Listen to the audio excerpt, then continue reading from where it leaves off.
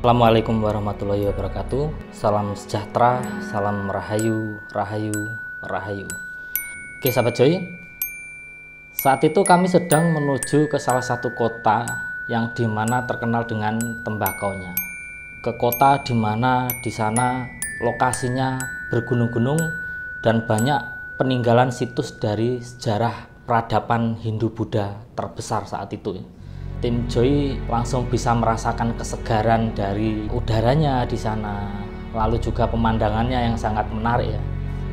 Nah, kala itu tim Joy berangkat sore, jadi sampai sana sudah malam dan kita langsung di penginapan.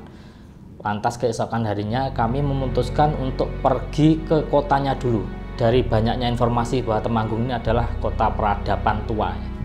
Karena di sana banyak peninggalan bersejarah termasuk situs-situs dan candi, dan ini memang merupakan petilasan terbesar peradaban Hindu-Buddha zaman dahulu, tepatnya kerajaan Mataram kuno ya. Kami menuju kotanya dulu nih, kota Temanggung. Sebenarnya seperti apa nih kota ini? Nah, ketika saya berjalan bersama tim menuju kota Temanggung, kita tertarik dengan salah satu bangunan, yaitu bangunan Gedung Juang 45 yang letaknya di depan kantor pemerintahan kota Temanggung. Nah, saya tertarik di tempat ini karena di sini juga ada sejarah, meskipun ini jauh sesudah peradaban kerajaan Hindu-Buddha terbesar saat itu di Jawa.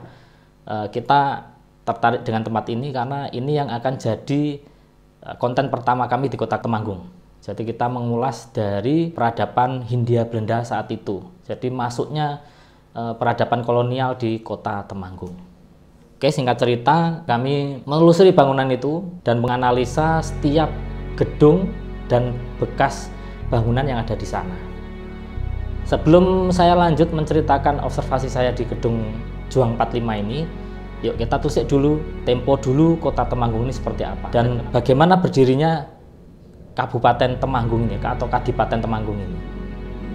Oke, menilai dari beberapa artikel yang sudah ada, kota Temanggung ini dulunya sebelum menjadi kabupaten dulu berawal di Parakan. Jadi di Parakan dulu itu berdirilah Kabupaten Menoreh.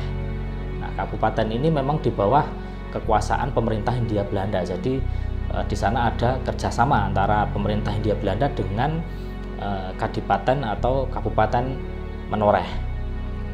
Setelah terjadinya perperangan di Ponorogo, ada salah satu bupati terakhir di Kabupaten Menoreh ini yang akhirnya gugur. Bupati terakhir ini adalah Sumodilogo. Nah, karena sudah dikalahkan oleh Diponegoro dan wafat di sana, lalu dimakamkan di daerah Kecamatan Bulu ya. Di sana ada makam keluarga keturunan dari Sumodilogo. Setelah peperangan Diponegoro ini usai, jadi Diponegoro ini sempat tertangkap oleh Belanda dan Kabupaten Menoreh ini lantas diteruskan dan ditunjuklah melalui kesepakatan pemerintah Hindia Belanda Raden Ngabei Joyonegoro yang bergelar Tumenggung Aryo Joyonegoro.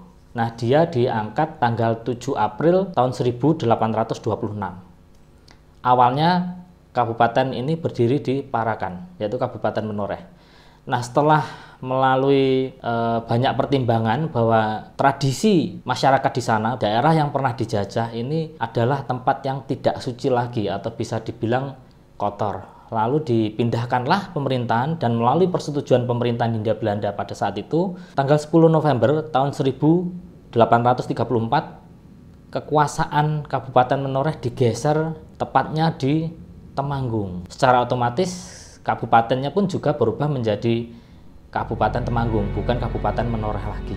Nah, melanjutkan dari perjalanan kami di Gedung Juang 45 ini, dari sisi bangunannya, ketika tim di sana, kebetulan ada sahabat kami, Michelle dan Kang Dodi, mengobservasi bagian gedungnya. Gedung ini justru mirip bangunan lama era Hindia Belanda, dan bangunan ini memiliki kemiripan dengan stasiun yang ada di daerah Parakan. Nah, setelah kami meneliti lebih dalam, ternyata memang dulu Gedung Juang 45 ini adalah stasiun Temanggung yang sudah tidak difungsikan lagi semenjak tahun 1970. Nah, lantas ini digunakan oleh pemerintah untuk menyimpan benda-benda purbakala yang ditemukan di daerah Temanggung.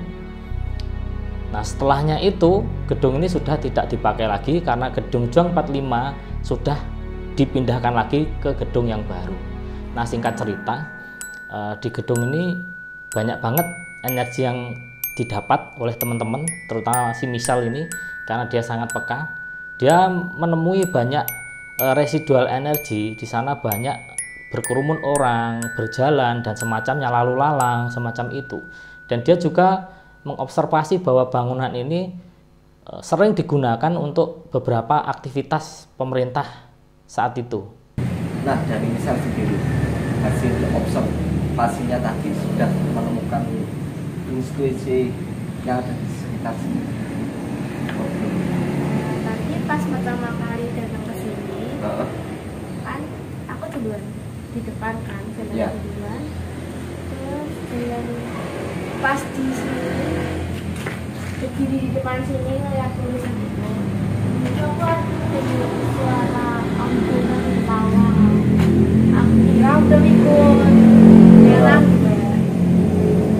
Terus aku tertarik sama pohon di sana. Sebelah sana tadi ya. Kalau ada pohon itu kayak terpanggil aja gitu. Terus kayaknya dulu gedungnya itu dipakai buat pertemuan kayak kepala daerah gitu. Terus ini kan lumayan gede. Jadi dulu ini kalau ada acara-acara warga, jadi sini. Kalau kita tadi sempat lihat dari kaca ya, di dalam gedungnya ini kan seperti aula gitu ya misalnya. Tahu nggak tahu tahun berapa? Tapi itu pernah diadain pemilu di sini. Ya, nama nggak tahu. Tapi ada kayak kotak suaranya gitu. Terus pakaian warga juga masih yang pakai kebaya gitu. Pakai adat ini ya. Iya. Terus rasanya kayak ini tuh gedungnya masih pakai, jadi suaranya tuh kayak rame gitu. Masih digunakan. Iya, banyak suara orang yang malam, banyak suara orang rame. Ya. Padahal ini masih siang ya, Misal ya, tapi sudah terasa nih. Oke sahabat Joy, setelah kita menganalisa lebih dalam bahwa Temanggung ini kota yang berhawa sejuk, konturnya ini pegunungan, tepatnya ini di lereng Gunung Sindoro dan Sumbing. Nah, ini menjadikan kota Temanggung ini menjadi kota yang sejuk dan nyaman untuk ditinggali. Maka tidak heran kalau saya banyak menemukan bangunan-bangunan bekas Belanda yang ada di sana, termasuk rumah-rumah zaman Belanda dahulu. Ada nanti rumah pejabat Lee di sana, rumahnya juga berarsitek Netherlands Indies Empire yang bentuknya mirip banget dengan rumah-rumah mewah zaman Belanda saat itu. Meskipun dia adalah saudagar dari China ya. Jadi dia etnis Tionghoa. Lalu juga ada beberapa bangunan bersejarah seperti bekas jembatan kereta api. Di sana ada di beberapa sungai yang melintas. Jembatan kereta api ini sampai sekarang masih bisa dilihat bekasnya. Jadi meskipun tidak digunakan tapi bangunannya masih. Nah, beberapa kali kami juga menganalisa bangunannya itu dan kita jadi bisa flashback Temanggung tempo dulu, zaman pemerintahan kolonial Hindia Belanda. Nah, menarik sekali ya sahabat untuk menganalisa beberapa bangunan di kota Temanggung ini sendiri.